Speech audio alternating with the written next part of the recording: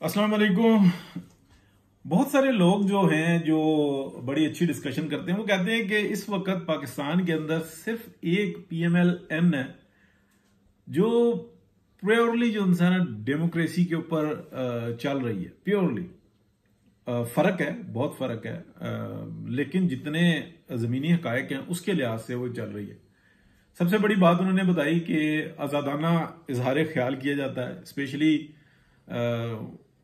जो लीडरशिप है, फिर सेकंड टीयर है, फिर थर्ड फोर्थ फिफ्थ जितने आ जाते हैं कारकुन तक आपस में ये एक दूसरे की जो ना लाभ आगे रखते हैं और इज्जत और एहतराम के साथ दलाइल के साथ ये बात कही। सेकंड जो है ना वो पीपल्स पार्टी को कहा गया, लेकिन उन्होंने डिस्कशन में आपको ग्रुप की बता रहा हूं कि बहुत बड़ा फर्क, जैसे कि डायमंड के बाद जो है ना उसकी हार्डनेस जो थी ना, जो सेकंड आ जाता है वो रूबी की आ जाती है, लेकिन वो 9-10 टाइम जो है ना डाउन होती है। इसी तरीके से सेकंड पे पीपल्स पार्टी गिनी, फिर छोटी जमातें आ जाती हैं। एएनपी को बड़ा अच्छा गर्दाना और जमात इस्लामी को बड़ा अच्छा गर्दाना। किसी वक्त में एमक्यूएम के बारे में कहा करते थे कि कुछ यानी कि डिक्टेटरशिप के अलावा जो उनके नीचे ऑर्गेनाइजेशन थी उसमें बहुत अच्छा था। बलूचिस्तान की जो पार्टियां हैं काफ़ी सारी, उनको बारे में कहा गया कि ये बड़ी अच्छी पार्टी हैं, बड़ा आर्गूमेंट्स करती हैं। तो ये सारी चल रही थी, लेकिन जो एक बड़ी पार्टियां जो हैं तो उसके अंदर कहा कि इस वक्त में जो पीएमएल-एन जो सी है ना ये बहुत टॉप के ऊपर है और ये लीड करेगी। अब जिक्र ये चल रहा था कि अभी ये जो पार्लिमानी निज़ाम जो ना कायम हुआ और जिस तरीके से बीच में वारदात डली है, तो अब उस डिस्कशन के अंदर ये बात आई कि ये बात कही जा रही है कि बहुत बड़े पैमाने पे जो ना वारदात डली और ये किसी की मर्जी से नहीं, यानी कि कोई ऑर्गेनाइज तरीके से नहीं हुई कि एस्टेब्लिशमेंट के ऊपर नाम लिया जाता है। तो एस्टेब्लिशमेंट के जो लीडर्स हैं, लीड करने वाले जो हैं, उनकी तरफ से नहीं डली बल्कि उनके साथ भी हाथ हो गया। तो अब क्योंकि बड़ी रिस्पॉन्सिबिलिटी होती है तो आसानी से ये बातें जो उनसी है ना संभाली नहीं जाती, एकदम से एक्शन लेना बहुत बड़ा मसला बन जाता है। लेकिन बड़ा इदराक हुआ कि इसको संभाला जाए, इसको ठीक किया जाए और जो लोग हैं, जो अथॉरिटीज़ हैं वो परेशान हुए, इसलिए वो हर बात सुन रहे हैं। ये बात जो उनसी है ना इनमें तय हो चुकी हुई है बड़े पैमाने पे कि अब जितनी गालियां पड़े, जितनी हमें जलालत सहनी पड़े, हमने सहनी है। हमने उसमें से देखना है कि हमने गलत क्या किया हुआ है। एक तरफ तो हमने माल लूट के अपने पास रखा हुआ है और दूसरी तरफ हम वापस करने को तैयार नहीं है, तीसरी तरफ हम मजीद भी लूटना चाह रहे हैं, चौथी तरफ हम किसी की बात भी ना सुने और मामला इतना खतरनाक हद तक चला गया है। तो ये चीजें सारी जो उनसी है ना इदराक उनको है।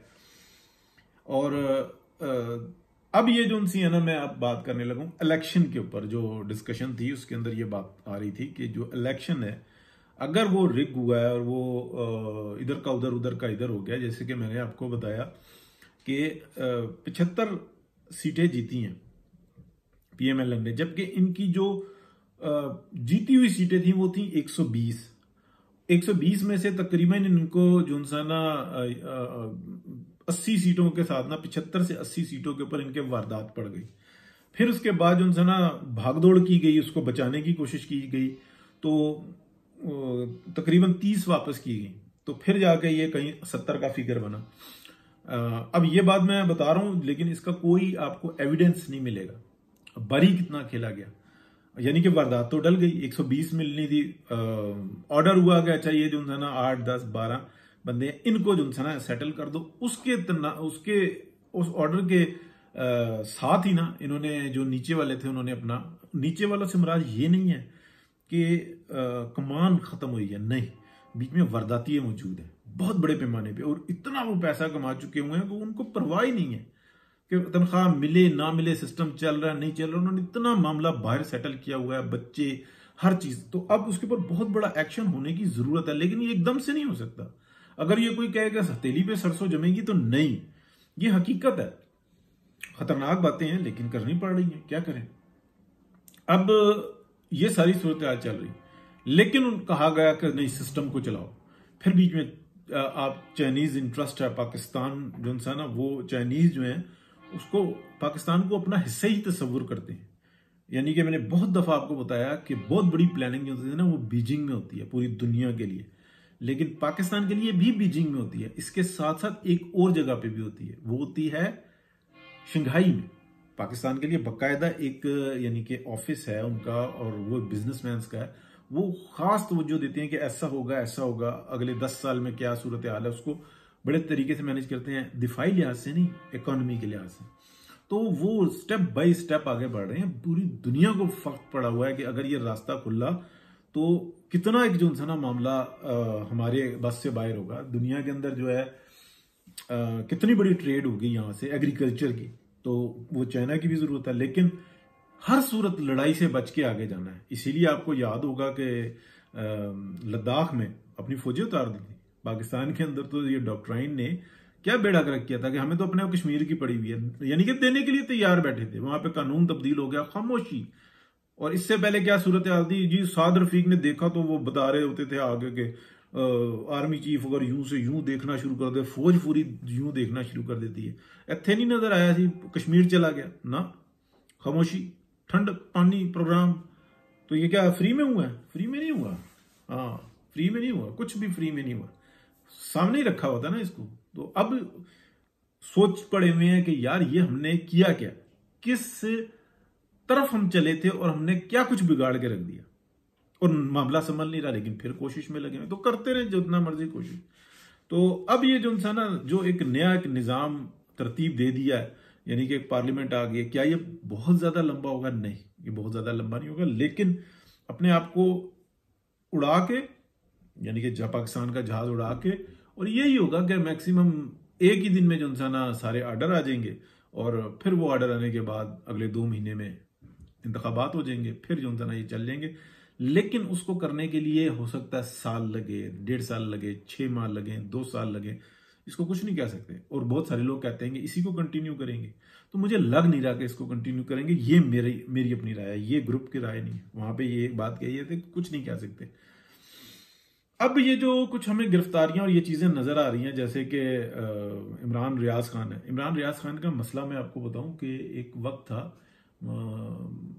भुट्टो का दौर था, उसमें जनरल जिया का दौर कह लें, कोई एक इमरान सीरीज आया करती थी, कोई डाइजेस्ट थी कि आई थिंक क्या कुछ रिसाला था, उसके अंदर ये मैंने वहां से सुनी बात। उस इमरान सीरीज के अंदर ना लोग महव होते थे, 2-2 3-3 दफा पढ़ते थे, हर हफ्ते आता था या महीने के बाद आता था। उसको जो ना दिमाग में ना उसके अंदर ना एक नई अपनी फिल्म बनाई होती थी, कोई पता नहीं क्या क्या कुछ होता था। मैंने नहीं कभी पढ़ी, नाम सुना हुआ। तो क्या कहते हैं, ये जो इमरान रियाज है ना, ये इमरान सीरीज का पार्ट 2 है। तो ये जो ना लोगों को ना सहर में मुब्तला कर देता है, और झूठी सच्ची कहानियां बेख्तियार होके बताता चला जाता है। इसको ना, इसके अंदर चरब जुबानी है, इसको यही नहीं इदराक कि मैं इस पाकिस्तान की आवाम के साथ क्या जुल्म कर रहा हूं। और एग्जैक्टली मैं आपको बताऊं कि इसी तरह का एक कैरेक्टर लंदन में पैदा हुआ, जो बड़े पढ़े लिखे लोग हैं, पूरी दुनिया को पढ़ाते हैं, PhDs कराते हैं, वहां पे पैदा हुआ, और उसने ऐसा ही इमरान सीरीज का गाना गा गा के ब्रेग्जिट करा दिया। इस वक्त में जनाब उनको वक्त पड़ा हुआ, ब्रेग्जिट करवा गया वो रेडियो पे बैठ के अल्लाह जो ड्राइव कर रहा है, कोई मोटरसाइकिल पे, कोई जनाब लगाया हुआ उसने, ओह खा गए, लूट गए, हम है, क्वीन है, ब्रिटेन है, और जनाब बकिंगम पैलेस के नीचे जो ना जहां पे हम घूमते फिरते हैं, सब सोने से भरा हुआ खजाना है। पता नहीं क्या क्या कुछ उसने बता के जो ना, ये उसने नहीं बताया, लेकिन जो उसके मानने वाले थे ना आगे, वो उसको इस तरीके से करते थे कि इंग्लैंड के नीचे जो ना तहखानों के तहखाने हैं, कई मंजिला जो था ना वो तहखाने, और सोना भरा हुआ है, और क्वीन जनाब सारी जिंदगी कर सकती है, ये कर सकती है, वो कर सकती है, हमें पैसे की जरूरत ही नहीं है। अगू जनाब टैक्स पे टैक्स, लोगों की वाट लगा के रख दी। गोरे कह रहे हैं कि हमें कौन सी जगह पे पनाह मिले, कि बनाते हैं हम 10,000 पाउंड, हमें पता लगता है कि आखिर में 3,000 ही हमारे हाथ लगा, बाकी 7,000 टैक्स मिलेंगे। 3,000 के अंदर भी वो जुल्म के, जो सिगरेट की डब्बी 1 पाउंड की पाकिस्तान में मिल रही है ना, 1 पाउंड से भी कम में, वो जनाब अगले जो ना 7-8 पाउंड में जो ना वहां पे खरीद रहे हैं, 5 पाउंड में खरीद रहे हैं। ये सूरत हाल करी है। वही जो $1 की सिगरेट की डब्बी पाकिस्तान में मिल रही है ना, वही 15-15, 18-18 डॉलर की जो ना न्यूयॉर्क में मिल रही है। कोई पूछने वाला नहीं है। क्या सूरत हाल बना दी, कौन इस टैक्स से बचे। यानी कि 10,000 में से 7,000 देकर भी वो 3,000 जो उनसे ना जो उनके हाथ लग रहा है उसके ऊपर भी ये जो उनसे ना आफत पड़ी हुई है। समझ में नहीं लोगों को कुछ आ रहा। यानी कि जब वो आप उस 99 के फिगर से बाहर निकलते हैं तो वो बहुत कम लोग निकलते हैं कि अपना जो है ना अकाउंटेंट हो, अपनी सूरत हाल हो, अपने जनाब वो लॉज को देख के जो है ना सारा मैनिपुलेट करें, वो चंद लोग हैं। यानी कि उनके अंदर वो खास आ जाते हैं, ग्रुप्स आ जाते हैं, या फिर वो रिलीजियस ग्रुप आ जाते हैं, वो अपने तरीके से चल जाते हैं। तो ये चीज़ है। बहरहाल कुछ ऐसा लग रहा है कि बेहतरी के चांसेस ज़्यादा हैं, क्योंकि अगर आप देखें तो सुप्रीम कोर्ट में से काफ़ी बड़ी जो उनसे ना सफाइयाँ हो रही हैं। फिर अगर आप देखें पिंडी से भी सफाइयाँ मुतवक्को हैं, और पकड़ धकड़ होनी चाहिए, लाजमी बात है, और ओपनली होनी चाहिए, वो ज़्यादा मज़ेदार होती है और उसमें ज़्यादा बेहतरी के चांस होते हैं।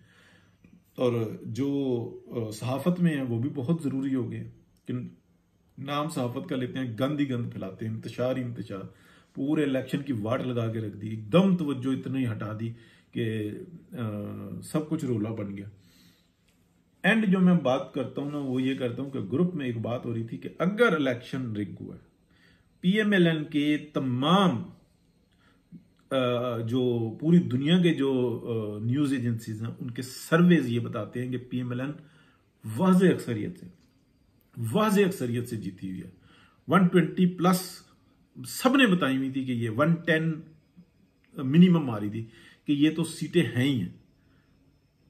120 प्लस की बात थी, लेकिन हुआ क्या, किसके साथ वारदात हुई? अगर पाकिस्तान की जो इंटेलिजेंस एजेंसीज की जो रिपोर्ट थी, जो सेम 8 फरवरी को थी, वो गलत थी, एक दिन पहले गलत थी, 2 दिन पहले गलत थी। उमर चीमा की जो वही रिपोर्ट उसने बयान की थी ना, जिसके ऊपर हल्ला पड़ गई थी, ये सारी गलत थी। तो पूरी दुनिया की न्यूज एजेंसीज की रिपोर्ट्स क्या गलत थी? क्या उनको कोई वो शौक था कि वो बताएं कि जनाब टिड्डी दल की तरह अपना PTI के लोग निकल आएंगे? कहीं पे नहीं नजर आए, कोई ऐसा पुरजोश नहीं नजर आया। बस जी वो हामिद मीर ने शोर डाल दिया, बाकियों ने भी तबला बजा दिया, किसी ने सरंगी बजा दी, किसी ने पीपड़ी बजा दी, सब बजा बजू के एक साइड पे हो गए, सब रटगट हो गया।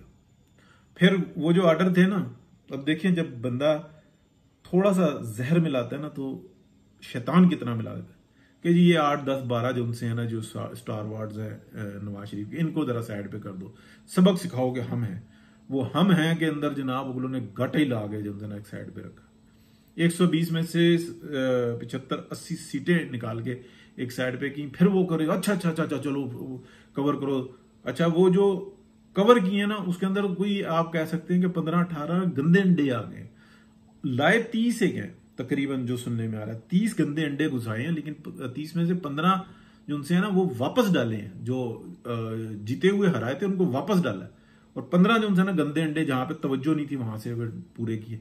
तो इस तरीके से तो नहीं, इसमें PMLN का तो कोई कसूर नहीं है, करने वालों का कसूर है कि यार जो तुम थोड़ी सी बेईमानी करोगे ना तो आगे बैठा हुआ ना अब पकड़ते रहो। अगले कहते हैं वो डट के आगे से खड़े हुए हैं, वो कहते हैं भाई तुमने भी बेईमानियां की, हमने भी की, क्या मसला? तो ये हालात किसने पहुंचाए? कोई कसूरवार नहीं है, कोई पूछने वाला नहीं है। खतरनाक बातें हैं जी, कर दें आपकी मेहरबानी होगी। सब्सक्राइब नहीं तो ना करें। ओके जी, अल्लाह हाफिज।